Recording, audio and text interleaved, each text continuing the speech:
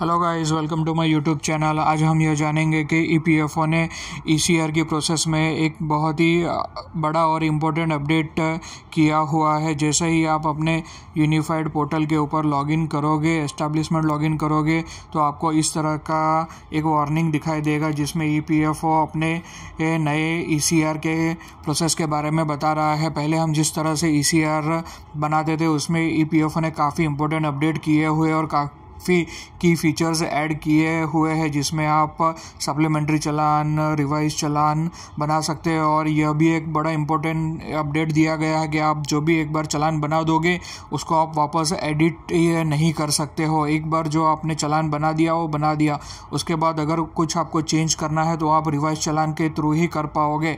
और इसमें ईपीएफओ ने एक यूज़र मैनुअल भी दिया गया है। आइए देखते हैं उस यूज़र मैनुअल में क्या प्रोसेस दी गई है। जैसे ही आप यूज़र मैनुअल ओपन करोगे तो उसमें ईपीएफओ ने स्टेप बाय स्टेप सारी प्रोसेस दी है, जिसमें return filing, regular return, supplementary return and revise return दिया गया है। जैसे ही आप रेगुलर रिटर्न के ऑप्शन पे जाएंगे, रेगुलर रिटर्न मतलब जो हम फर्स्ट टाइम रिटर्न और मंथली हमारा रेगुलर रिटर्न होता है उस रिटर्न की बात की गई है, जिसमें आप रेगुलर रिटर्न भरने के लिए आपको पेमेंट का जो ऑप्शन है वहाँ पे आपको क्लिक कर देना है। जैसे ही आप पेमेंट के ऑप्शन के ऊपर क्लिक करोगे तो इस तरह का विंडो ओपन हो जाएगा। और इस तरह का विंडो ओपन होने के बाद आप रिटर्न फिलिंग होम पेज पे जाएंगे तो इस तरह का आपका मंथली चालान का डैशबोर्ड ओपन हो जाएगा। ईपीएफओ ने काफ़ी ही बढ़िया तरीके से स्टेप बाय स्टेप इसमें प्रोसेस समझाई हुई है। जैसे ही आप मंथली चालान के ऑप्शन के पास जाओगे उसके बाद आपको वेज मंथ सिलेक्ट करने के लिए देगा। जैसे हम रेगुलर चालान में वेज मंथ सिलेक्ट करते थे वैसे ही हमको यहाँ पे भी वेज मंथ सिलेक्ट कर लेना है। जैसे ही वेज मंथ सिलेक्ट करेंगे एंड आगे हम प्रोसेस करेंगे तो आपको सारी ही डिटेल दिखाई देगी कि आपके कितने मेंबर एक्टिव है, कितने न्यू मेंबर है, वो भी डिटेल आपको यहाँ पे ही डिस्प्ले हो जाएगी। तो मेंबर को पता रहेगा कि मेरे कितने एक्टिव मेंबर है और कितने नए लोग आए हुए हैं।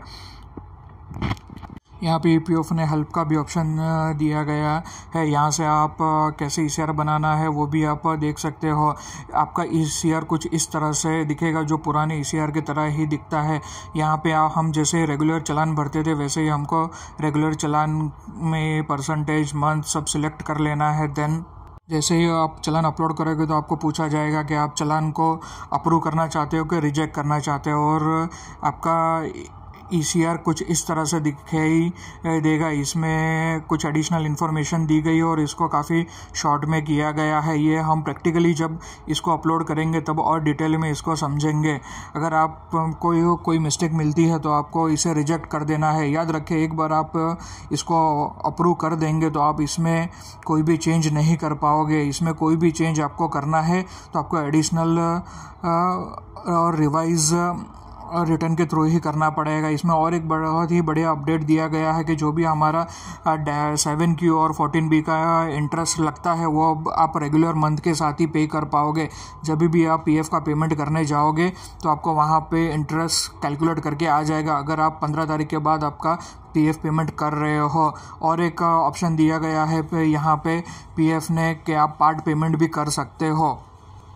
इसमें डायरेक्ट चालान का भी ऑप्शन दिया गया है। जैसे हम पहले एडमिन चार्ज और इंस्पेक्शन चार्ज पे करते थे, इस तरह से सेम प्रोसेस के थ्रू हम नए ईसीआर प्रोसेस में भी उसी तरह से एडमिन चार्ज और इंस्पेक्शन चार्ज पे कर पाएंगे। उसमें ईपीएफओ ने कोई भी चेंज नहीं किया हुआ है। रेगुलर चालान में हम एक बार चालान बना देंगे, उसके बाद हमें पेमेंट प्रिपेयर चालान पे क्लिक करना है। देन पेमेंट के ऑप्शन पे जाना है।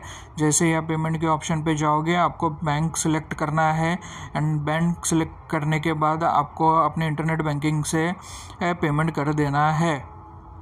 अगर आप पार्ट पेमेंट करना चाहते हो तो यहाँ पे पार्ट पेमेंट के ऑप्शन पे भी आप क्लिक कर सकते हो। जैसे कि इस नए ईसीआर प्रोसेस में ईपीएफओ ने काफ़ी एक बढ़िया ही पार्ट पेमेंट का ऑप्शन दिया हुआ है। और आप अगर पार्ट पेमेंट नहीं करना चाहते और रेगुलर पेमेंट करना चाहते हो तो आप रेगुलर फुल पेमेंट भी एक साथ कर सकते हो, जिसमें आपको चूज़ फाइल बटन पे क्लिक कर देना है और आपका ईसीआर अपलोड कर देना है। कंट्रीब्यूशन डिटेल अपलोड करने के बाद आपको सेम अप्रूव कर देना है। जैसे ही आप अप्रूव करोगे तो आपका ECR टेम्पलेट जनरेट हो जाएगा और जो भी कंट्रीब्यूशन फाइल है उसमें कुछ इस तरह से शो होगी। अगर इसमें कोई भी मिस्टेक है तो आप उसे रिजेक्ट कर दीजिए एंड अगर वो ओके है तो आप उसको अप्रूव कर दीजिए। याद रखें, एक बार आप इसे अप्रूव कर दोगे तो आप इसमें कोई भी चेंज नहीं कर पाओगे। एक बार अप्रूव करने के बाद इस तरह से आपका पूरा चालान दिखेगा जिसमें सारी डिटेल दी गई होगी। आपका जो एडमिन चार्ज है वो भी ऑटो कैलकुलेट करके आ जाएगा। देन आपके पास यह टोटल चालान का अमाउंट शो होगा और इसको आप अपने इंटरनेट बैंकिंग से पे कर सकते हो। और जैसे कि इसमें पार्ट पेमेंट और फुल पेमेंट का ऑप्शन है। अगर आप फुल पेमेंट करना चाहते हो तो आप फुल पेमेंट पे क्लिक करके आप चालान जनरेट करके डायरेक्टली आप पूरा पेमेंट एक साथ कर सकते हो। और आप पार्ट पेमेंट में करना चाहते हो तो आप पार्ट पेमेंट पर क्लिक करके आप पार्टली भी पेमेंट कर सकते हो। ये EPFO ने काफ़ी बढ़िया ऑप्शन दिया है। Thank you so much guys. ऐसे ही वीडियो